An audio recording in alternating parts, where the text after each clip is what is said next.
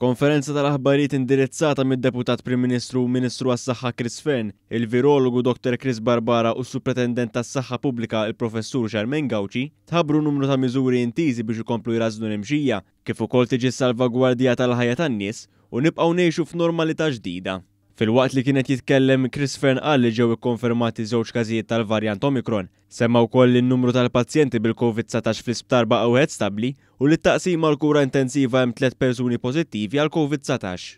Id-Deputat Prim Ministru qal li bħalissa m'hemmx lok għall-allarm disproporzjonat, hekk kif l-istudji juru li l-booster huwa arma effettiva kontra l-varjant Omicron. Fearn ħabbar li minn nhar it-tnejn li ġej avvenimenti ppjanati se jkunu jistgħu jsiru biss bin-nies bil-qiegħda li fal-tiġijiet u funerali u l-istabbilimenti jistgħu jibqgħu miftuħin sas-sija ta' filgħodu. It-tiġijiet u l-funerali se jibqgħu jsiru bil-protokolli eżistenti. Minn nhar it-tnejn illi ġej, l-events kollha li sal-lum jistgħu tkunu organizzati, jistgħu jibqgħu jsiru organizzati, jistgħu jibqgħu jiġu organizzati imma fil-format ta' seated biss, ġifieri dawk l-standing events illi sal-lum kienu permissibbli bil-protocolls għal dal-perjodu li qed nsemmi minn nhar it-tnejn li ġej ħajkunu qegħdin jitwaffqu u ħajsiru events illi huma seated. Apparti minn hekk ġie spjegat li l-ħinijiet tal-viżitaturi għal pazjenti fl-Isptar Mater Dei se jinżlu għal siegħa bejn il-5 u s-6 ta' filgħaxija. Għal kull pazjent jista' jżuru persuna waħda biss li jibsa maskla.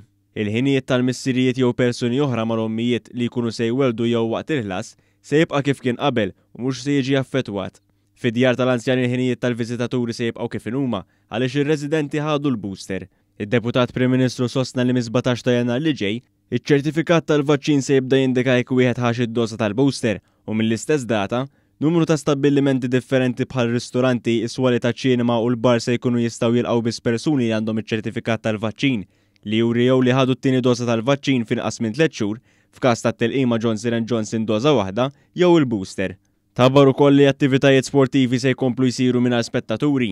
Fuq dan kollu aċċennat ukoll is-Supretendent tas-Saħħa Pubblika. Din il-lista ħatkun qiegħda tapplika għal bars, il-clubs u każini, ristoranti, snack bars, cinema, teatri, casinos u bingo halls, events sportivi, gyms u fitness centers, pools, spas u saunas u l-organized events kollha ukoll. Il-Ministru għas-Saħħa mbagħad qal li mit-tnejn li ġej se tinfetaħ ir-reġistrazzjoni għat-teħid tal-booster għal dawk kollha li jgħoddu 18-il sena jew aktar. Minn nhar it-tnejn li ġej, ġifieri mis-27 ta' Diċembru, ħankunu qegħdin niftħu r-reġistrazzjoni għal persuni ta' 18-il sena u fuqhom kollha li jgħixu fil-Gżejjer Maltin biex ikunu jistgħu jirreġistraw għal booster dose huma wkoll. Ġifieri kull min għandu 18-il sena u fuqhom minn nhar it-tnejn fis-6 ta' filgħodu fuq vaccine.gov.mt jkun jista' jirreġistra biex fil-ġurnata wara u wkoll inkunu nistgħu intuh id-doża tal-booster.